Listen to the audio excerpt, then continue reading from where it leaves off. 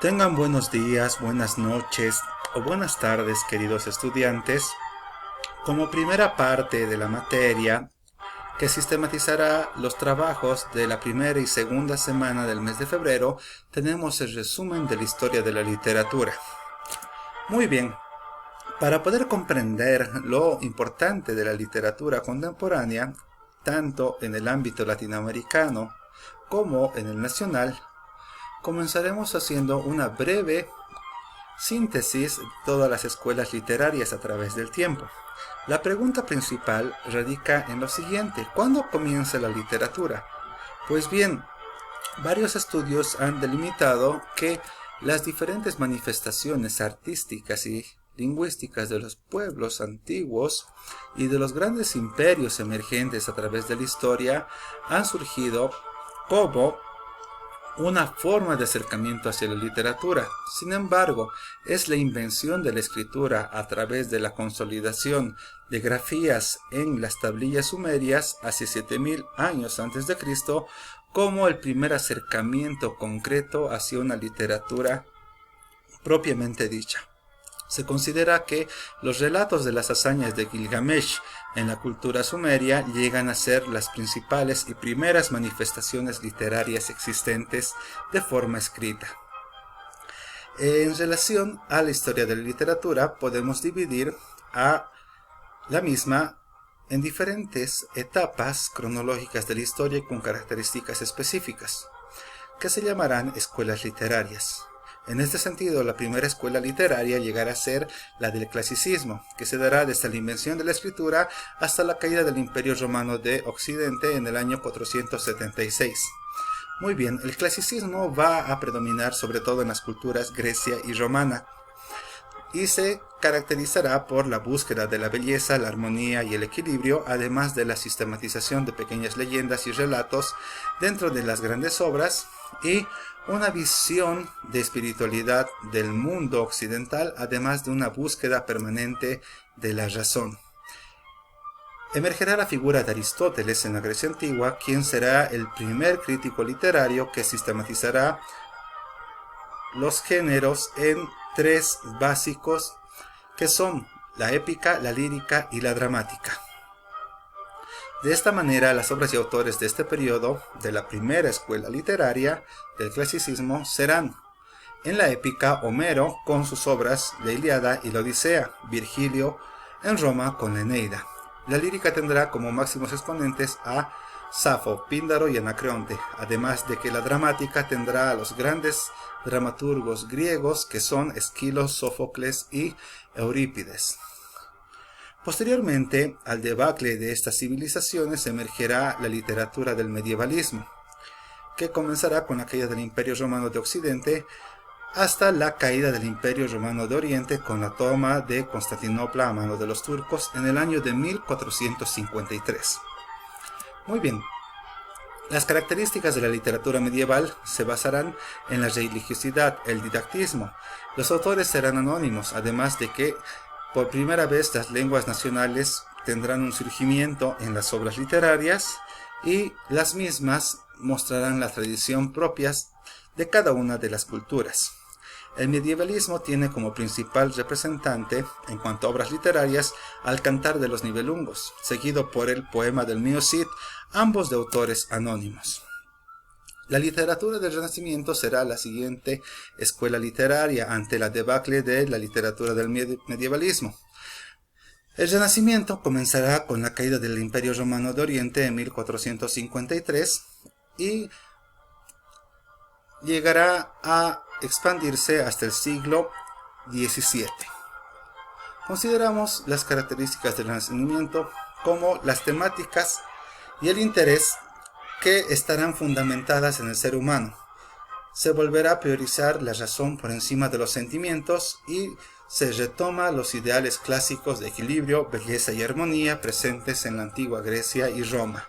Los autores y obras de este periodo llegan a ser Dante Alighieri con la Divina Comedia, Miguel de Cervantes con Don Quijote de la Mancha y William Shakespeare con Romeo y Julieta, Hamlet y Sueño de una noche de verano. Tomamos en cuenta la caída de esta literatura, pero la emergencia de un nuevo tipo de escuela literaria, que es el barroco. Básicamente el barroco se fundamentará en los siglos XVI y XVII y estará caracterizado por el triunfo de la ornamentación, los juegos de palabras y además una visión pesimista de la vida. El barroco tendrá como principal representante al español Lope de Vega, que tendrá un récord de escritura de más de 450 obras teatrales y 1000 autos sacramentales. Tomamos en cuenta la siguiente escuela literaria, que es el neoclasicismo. Básicamente el neoclasicismo se centrará en el siglo XVII y el siglo XIX.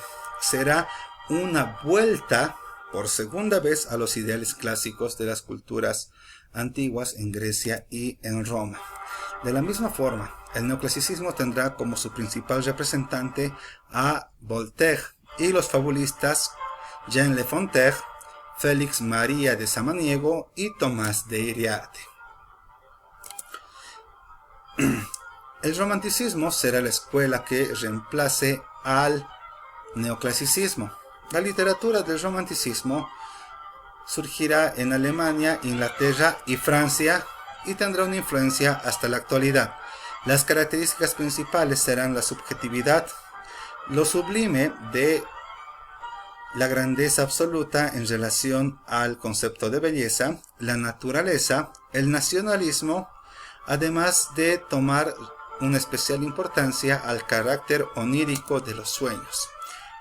El romanticismo tendrá como principales obras y representantes a Los Miserables de Víctor Hugo, Don Juan Tenorio del español José Zorrilla, Rimas y leyendas de Gustavo Adolfo Bécquer, además del Fausto de Johann Wolfgang von Goethe.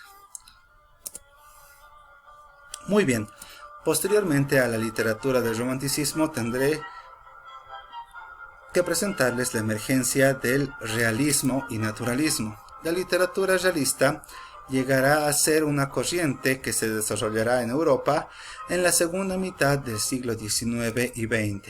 La tendencia principal, que será su principal característica a la misma vez, será la observación y descripción fidedigna de la realidad, una crítica social y política, la verosimilitud y el lenguaje claro y conciso. Ahora bien, las principales obras y representantes del realismo son los siguientes: Madame Bovary de Gustave Flaubert, Marianela del español Benito Pérez Galdós, y por primera vez tendremos una obra súper representativa en este aspecto, que será Raza de Bronce, con el autor boliviano Alcides Arguedas. Muy bien, consideramos la siguiente escuela literaria, que es el modernismo. El modernismo se desarrolló durante los últimos años del siglo XIX y los primeros años del siglo XX. Básicamente es una renovación de todo el concepto artístico, rechazando la realidad cotidiana, escapando al tiempo y la realidad de la sociedad de aquel entonces, y una actitud de despreocupación por lo social, además de una búsqueda de la belleza y el arte por el arte. El principal representante será el nicaragüense Rubén Darío. Para finalizar, observaremos lo que son las escuelas de vanguardia. Las escuelas de vanguardia serán las últimas escuelas antes de la emergencia de la literatura contemporánea. El término vanguardia indicará la noción de delantera, ¿sí? Emergerá a partir de la Primera Guerra Mundial en los años de 1914 a 1917. Las características radican en que todo será cuestionado. La metáfora será la puerta de la creación y habrá rienda suelta a la espontaneidad. Las escuelas de vanguardia principales serán el expresionismo, el surrealismo, cubismo, futurismo, creacionismo y el existencialismo, que influirá decisivamente en la literatura contemporánea. El máximo representante llega a ser Jean-Paul Sartre con su libro La náusea. Ahora sí entenderemos estas escuelas de vanguardia como el primer paso hacia la consolidación de una literatura contemporánea. Espero que este video haya sido de su agrado y nos vemos en la siguiente parte. Gracias y hasta luego.